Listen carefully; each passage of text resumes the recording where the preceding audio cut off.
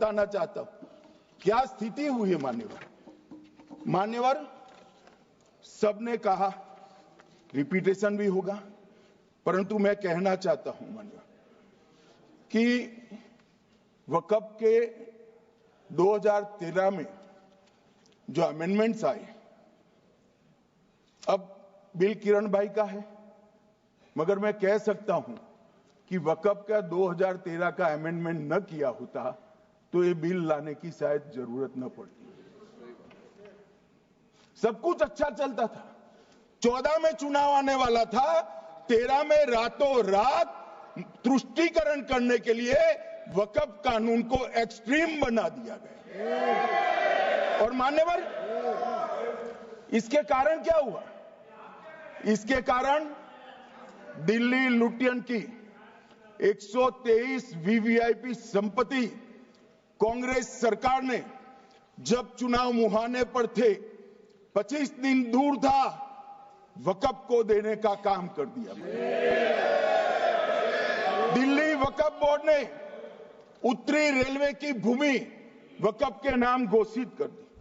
हिमाचल में वक्फ की संपत्ति बताकर उस पर अवैध मस्जिद बनाने का काम किया।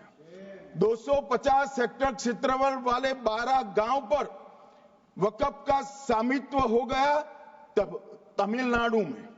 और मान्यवर तमिलनाडु के 1500 साल पुराने तिरुचेंदुरई मंदिर की 400 एकड़ भूमि को वक्फ की संपत्ति घोषित कर।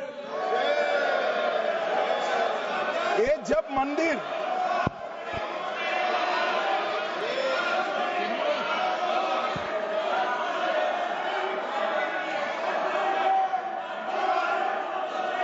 आपको मौका मिले जब अपनी बात कह देना, प्लीज बैठिए। मान्यवर कर्नाटक की, आपको मौका मिले जब अपनी बात कह देना, आप भी बहुत मिसलीड करते हैं। बैठिए गृह मंत्री जी। मान्यवर कर्नाटक की मणिपट्टी समिति का रिपोर्ट में पढ़ रहा हूं, इसमें मेरा कुछ नहीं है, खड़े मत हो जाना। ये मणिपट्टी समिति का रिपोर्ट है।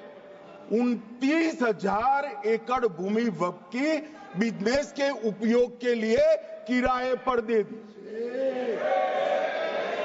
मान्यवर 2001 से 12 के बीच 2 लाख करोड़ की वक्फ की संपत्ति निजी संस्थानों को हस्तांतरित कर दी 100 साल की लीज पर। मान्यवर बेंगलुरु में उच्च न्यायालय में बीच में पढ़ना पड़ा, 602 एकड़ भूमि को जब्त करने से रोकना पड़ा। विजयपुर कर्नाटक के होनवाड़ गांव की 1500 एकड़ भूमि पर दावा कर उसको विवाद में डाला और 500 करोड़ की संपत्ति जिस भूमि का मूल्य है वहां 5 स्टार होटल को महीने 12,000 रुपए के किराए से दे दिया। अब मान्यवर ये कहते हैं कि इसका हिसाब किताब न करो, इसकी देखरेख न करो।